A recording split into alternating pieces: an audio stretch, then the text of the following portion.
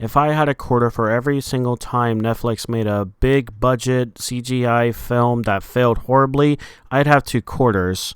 Which is weird because that's not a lot, but it's crazy that it's happened twice now. Well, Netflix did it again. They decided to dump a whole bunch of fucking money into a movie that no one was even asking for to begin with. They made The Electric State, and I watched it this past weekend, and my god was it bad. I can maybe understand where Netflix was going with this project. I actually do know who the artist is, and I do like his work, especially from Tales from the Loop, but their execution just was not it. Again, I have to emphasize, they put $320 million into this film project, and it was directed by the Russo brothers, which I'm starting to believe these guys are just a bunch of hacks, kind of just like Zack Snyder and George R.R. Martin. All of these guys are a bunch of hacks. Like, how do you even fuck this kind of a movie up? Well, let's get into it. I want to start by talking about the art and the animation, the set pieces. They're all actually really, really good, I will say. But again, that's because the person behind the art and the actual like designs, at least I assume they got him on board with this movie. He is really talented and I love his artwork. And this film did a good job adapting his work. Like, just Google his name. I'm gonna put it right here. His name is Simon Stålenhag. I'm probably butchering it horribly, but yeah, look him up or look up Tales from the Loop. This artwork is just amazing. The design of the robots, the set pieces, the arts, the backgrounds, all that, it's all really good. Now, unfortunately, that's where the compliments for this film ends. This had a very, very weak story. I don't know if it's an original like story of this universe, but it's very typical. It's very like generic. It's not original at all, and it copies off of so many other plot lines. It's not even like unique at all. It's the most generic. The robots had feelings and they turned on the humans, and now there's a war. But funny thing is, it's like, if the robots had feelings, who put those feelings in the robots? And guess what? It doesn't really ever get explained. Nothing in this film about why the robots suddenly gained like the consciousness or like the feelings. That was never explained, and I think that's really stupid. Again, I don't know how it was adapted in the original story with The Electric State because it was also a graphic novel. I don't know, but for this film, it's a very dumb story. Very dumb, very unoriginal, not unique whatsoever. The characters are pretty forgettable. I don't really care about any one of them. Millie Bobby Brown plays Michelle, who is a character who doesn't really like the new world that she's in, where everyone now has advanced tech and these helmets that lets them do whatever they want. She's not very interesting at all, and she does have a brother played by Woody Norman. Pretty forgettable. Chris Pratt is in this film playing some ex-military like who's now just scavenging the lands. Ki Hui Kwan, which I probably am butchering it again, is in this film playing a doctor who's important to the story. There's Stanley Tucci, there's Anthony Mackie, Woody Harrelson, Giancarlo, Jenny Slate. Yeah, they all play some characters, and they are all very important, but notice how this cast has so many big actors and actresses. You can even understand now why this film was so bloated in its budget. Like, holy shit, the top line of actors on the Google search result is like, what, 150 million alone? Maybe 200 million? That's probably not the literal case, but it's just funny to see like this movie having this many big actors and actresses, and yeah, who knows what the budget was and how much they got paid. Going back on point, yeah, pretty much none of these characters are pretty good. I don't really care about a single one of them. Not really good at all. Their acting also just wasn't that good. Like, we have Chris Pratt. I just feels like Chris Pratt is just playing the same goofy adult character that he just does in every single one of his films. It's very weird because, like, I don't even think Chris Pratt can even do a serious character. I mean, he can have serious moments like he did in Guardians of the Galaxy, but like, I don't know. What a weird choice, and what a weird casting choice. Millie Bobby Brown probably owes a life to Netflix, so of course she's in this film. Every time I see her in a film, I think to myself, I wonder what she's like in her own film as the main character, and She keeps disappointing me, and I'm sure she's way better with Netflix's Stranger Things because that show has better direction. Yeah, she didn't do a really good job in this film. Even like characters like Giancarlo's character just wasn't interesting, and like he wasn't that great in this film.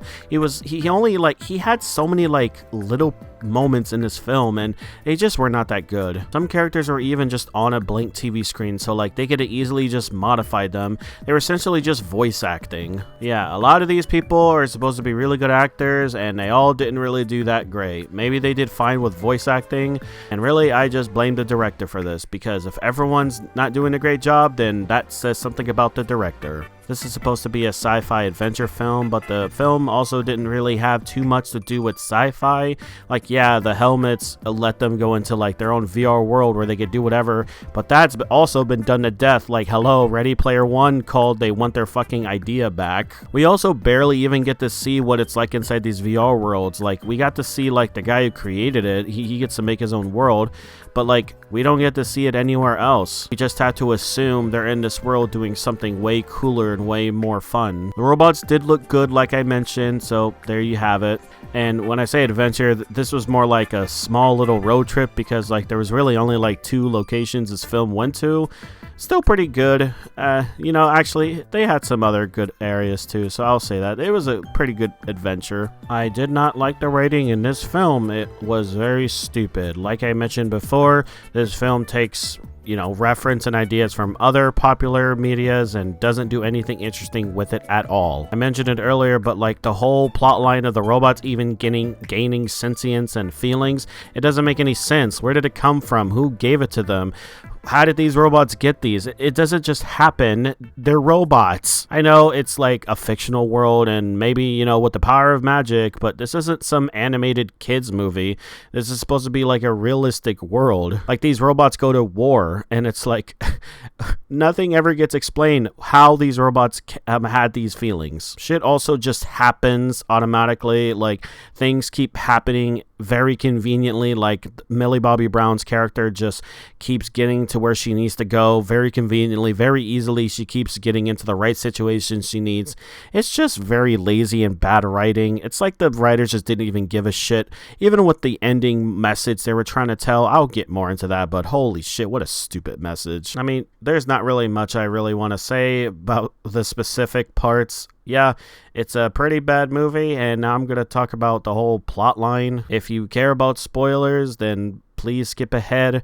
In my opinion, you should probably watch this film if you want to put something on in the background, but don't expect it to be anything amazing. So yeah, robots are a thing in the 1900s. They're made to like help humans do whatever they want and do little tasks like serve food, deliver the mail, whatever. Millie Bobby Brown has a brother who's very, very smart, and it's shown in this film that he is very, very smart. But one day, like I said, the robots was like, hey, we don't want to keep doing these jobs. We want rights. We want freedoms. And the humans are like, nah, fuck you. Your robots get back to work. And the robots declared fucking war on the humans. So the character Ethan Skate, who developed neural technology, like something called like that, they allowed humans to upload their minds into these helmets, and they could, you know, take control of these like mechs and they fight against the robots, and they won, and now the robots are in prison to be in this deserted area where they'll forever live because they don't want to kill them or deactivate them. So then 4 years go by and the war is over, which is kind of crazy because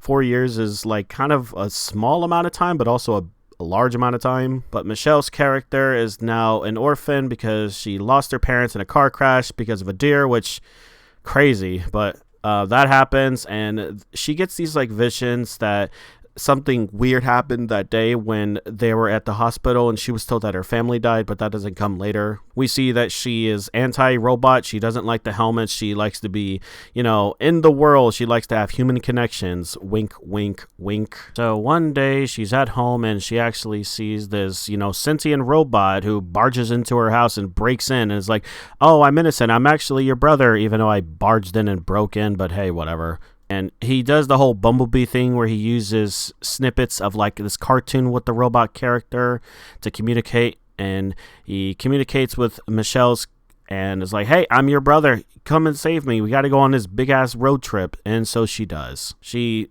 runs away with her foster dad's car and uses the mail that he has to find a guy who can get inside the place that they need to go. And so they meet up at the mailbox and see that it's Chris Pratt with a wig and a mustache and all that, and another robot these two are friends because the robot saved Chris Pratt's life, and the police or whoever the task force in this universe, the robot was going to be put away but Chris Pratt didn't like that. So he and them now live together on the road, making money selling old shit. And they head to the exclusion zone where all the robots are. But Giancarlo, who's like this cop / assassin bounty hunter guy, shows up and makes things complicated. Oh my god, my cat is right here trying to get food. You have food. Yeah, his character is assigned to arresting the robot because he harmed another human, but also he later gets an upgrade by Ethan Skates because he needs to retrieve the boy because he's very important to their company, and that'll be explained in a moment. They have this little brawl in the cave where they find Chris Pratt's character and Millie Bobby Brown's character and the two robots,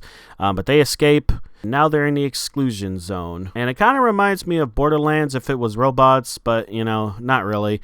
But they go to this old ass Sears mall location, and it's pretty funny how they used old brands. So kind of cool seeing those. Meet up with this Mr. Peanut robot who was kind of like the leader / activist for robot rights, but now he's just leading these people trying to build a new home.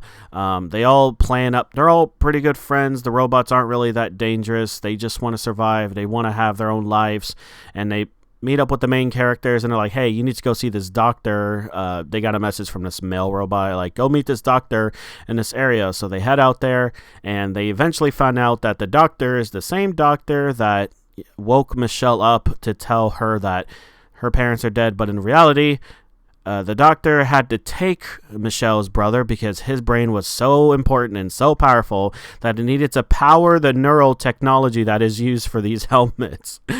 Yeah, apparently. Like, his brain works as like a server / template / battery.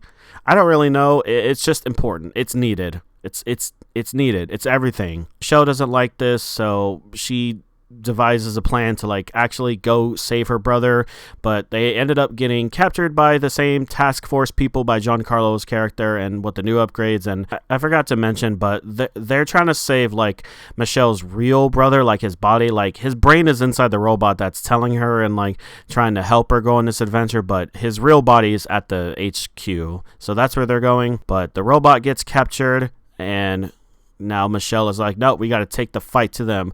We got to raise up an army, and everyone gets all excited. Everyone's all riled up, and they ended up invading the island in Seattle where the headquarters are, and it's a pretty cool scene.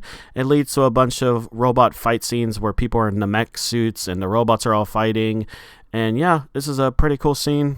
Before then, the Mr. Peanut robot got into a fight with Giancarlo's character, and he got his hat ripped off, and now he's back and ready to kick more ass, and he eventually takes his way up to Ethan's skate, and he's like, we got some new terms to work out or something like that. Meanwhile, Michelle's character is sneaking into the headquarters, making away with the new doctor's robot, which, by the way, the doctor died also. That doesn't really matter. But Michelle's making her way to her brother, and she finds him. He's hooked up to this bed and everything, and he's got all these wires hooked on, and doesn't look like he's like suffering. He looks pretty fine. He just has a haircut. But in order to save him, he needs to go into the same like neural link system and talk to him. So she puts one on for the first time, talks with him, and they have the emotional conversation about how they care about each other and how it's time for his brother to die and pass away, so everything can be put to an end. All while this is happening, Chris Pratt and his friend Herman is the name I've just remembered. They're fighting, going all out. And throughout the film, Herman's character was always getting these giant upgrades to like these mechs, and it happened twice. And I kid you not, me and my brother was watching it, and we made a joke about how, what if it was like that one little toy where it keeps getting bigger or smaller, and there was actually a smaller version inside of him. Well, guess fucking what? Herman fucking dies, and then his helmet or face unlocks, and there's a little Herman inside. How fucking predictable can this movie be? Yeah, but the war is eventually over because, yeah, Millie Bobby Brown, or Michelle's character, shuts down the neural system, killing his brother, and now everyone who had the neural link is deactivate it. If you're in the middle of surgery, you're probably going to be in big trouble. If you're flying a plane, it's probably going to crash. But don't worry about it. It doesn't matter. The movie everything's fine because it all shuts down. And the robots win, even though they were the bad guys. But they're the good guys because they're fighting for themselves. I don't fucking know. It doesn't matter. The robots are still criminals. They don't really get to leave. Everyone throws away the Neuralink. Everyone's like, we don't want to do this. And Michelle's character does a stupid interview where she's like, you all need to go outside. You all need to have human connections, saying that while watching a Netflix movie. How fucking ironic. Yeah, she's like, everyone go outside, have connections. And by the way, we're shutting down the Neuralink system and for every Tuesday and Thursday. No, I'm just kidding. And then the movie fucking ends. My fucking God. Like, this movie really thought it was cooking. That's what's crazy about it. It thought it was doing something special. It wasn't. It's not special at all. This movie is so generic and so bad. There's nothing special about it. Like, what are we supposed to learn from this film? Oh, wait. We've already learned it from so many other movies before. Even Ready Player One, like I keep saying. They did this message so many years ago. It was like, what? That was like 2018, I think? This movie is so fucking late to the party. Holy shit. Go home, Netflix. And yeah, holy shit, the Russo brothers ought to be ashamed of themselves. My God, what a waste of fucking money. How are they even going to make their money back? It's Netflix. What, was they going to be asking for tips at the end of the movie? Be like, how'd you like the film? You want a tip? Whatever. So yeah, that was The Electric State. I am really upset that this movie was bad because the artist behind it is really talented, and it's a shame that there was another show with his artwork from Amazon, and that apparently was really bad. So this guy can never just catch a break. I guess he's just gonna stick to books. Either way, it doesn't really matter. Yeah, this movie's bad. Don't watch it unless you want to watch something generic and boring and bad. I'm giving this a 3 out of 10. I was going to give it a 4, but I'm going to say 3 just because there really is so little to like about it. It's like not even worth just justifying its like budget. It's bad. So yeah, Electric State electrocuted my state of mind because I had to make fun of this movie a lot. I don't know. I really tried. But yeah, what do you guys think about this film? Let me know in the comments down below. Make sure to like and subscribe. We need every video from now on getting 1,000 views, 100 likes. Like, come on, get them numbers up. I'm just kidding. If you do like, that's greatly appreciated. Follow me on my socials down below. And yeah, you guys have a great one.